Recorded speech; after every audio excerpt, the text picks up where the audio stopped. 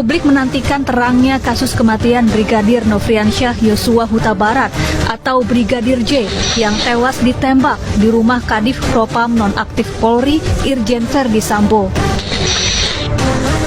Komnas HAM pun turun tangan dengan berperan dari luar untuk turut mengungkap kasus ini. Hari ini Komnas HAM memanggil 7 ajudan Irjen Verdi Sambo, termasuk Baradae. Baradae disebut sebagai saksi kunci karena berada di TKP bersama istri Verdi Sambo dan Brigadir J saat penembakan terjadi.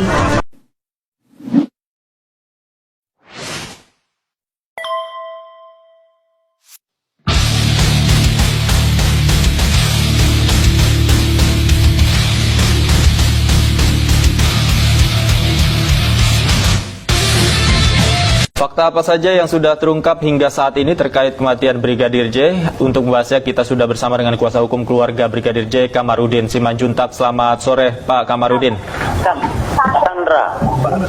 Sandra Dewi.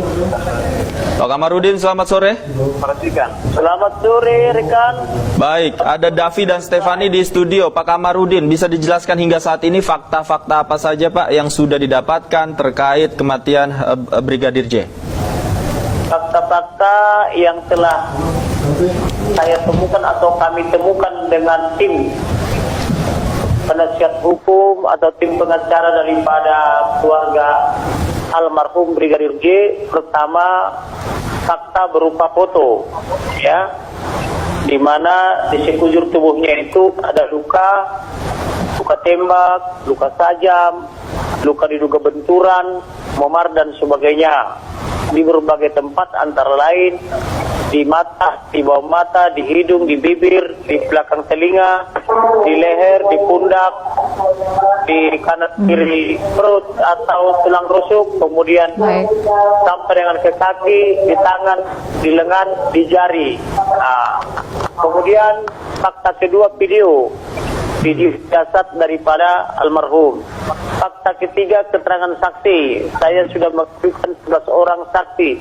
Fakta keempat, ada dugaan pembunuhan berencana melalui ancaman-ancaman yang sangat serius dari bulan Juni sampai dengan bulan Juli 2022 dan terakhir ancaman sangat serius itu pada tanggal 7 Juli 2022 di mana di sini dikatakan apabila naik ke atas akan dihabisi atau dibunuh.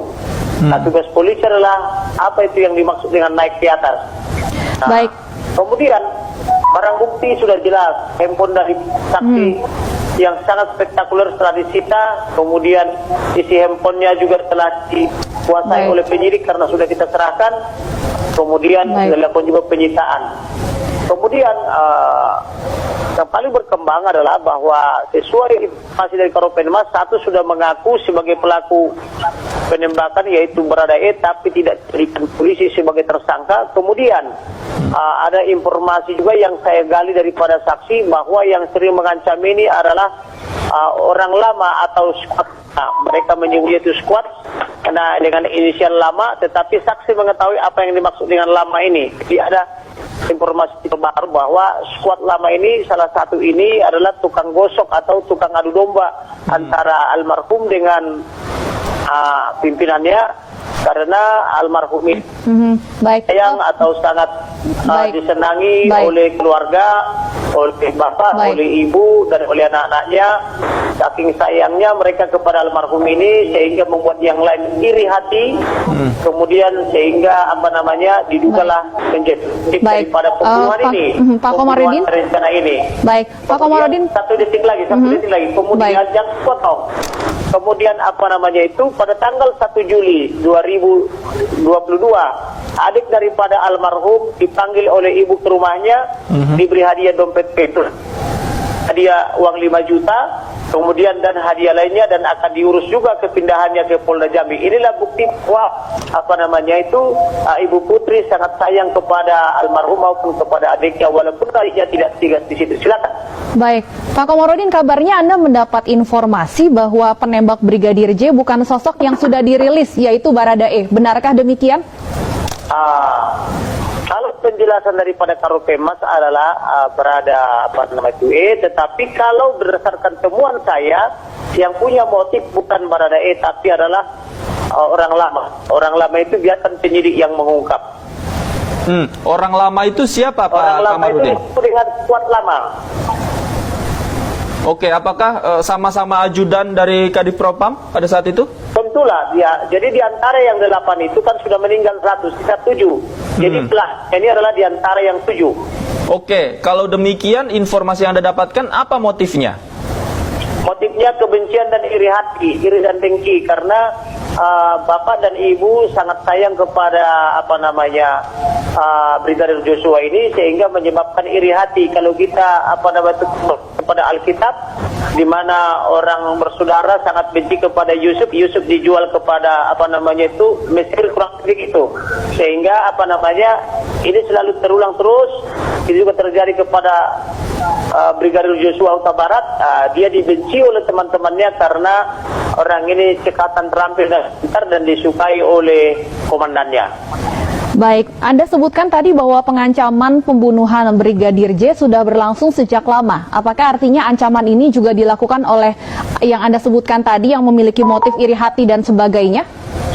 Betul, jadi di antara saksi yang spektakuler dengan almarhum itu sering mereka itu curhat-curhat melalui telepon atau melalui WhatsApp, dan mereka memberi inisial sebagai orang lama atau sepuh lama. Kemudian sampai di hari terakhir tanggal 7 di Magelang, dia juga masih mengancam almarhum, dan mereka mengidentifikasi sebagai orang lama atau squad lama. Nah, jadi mereka membuat istilah itu squad atau orang lama gitu loh. Seperti apa tepatnya bentuk ancaman atau teror yang diterima oleh Brigadir J? Apabila naik ke atas, dia akan dihabisi. Tetapi apakah yang akan naik ke atas ini kita tidak paham. Itulah tugas penyidik mengungkap apa itu naik ke atas itu. Oke, Pak Kamarudin, apakah sudah ada informasi ancaman itu hanya datang dari satu orang atau ada beberapa pihak yang melakukan ancaman itu kepada almarhum? Jadi dari bahasa yang dikeluarkan oleh almarhum, pengancam itu terdiri dari beberapa orang, karena dia bahasanya begini, para kurang ajar ini mengancam mau menghabisi saya atau mau membunuh saya. Jadi para kurang ajar artinya tidak satu orang. Yang saya pasti begitu. Kalau para berarti minimal 2 orang. Baik, Pak Kamarudin, apakah informan Anda ini sudah bersedia untuk memberikan kesaksiannya terkait kasus ini?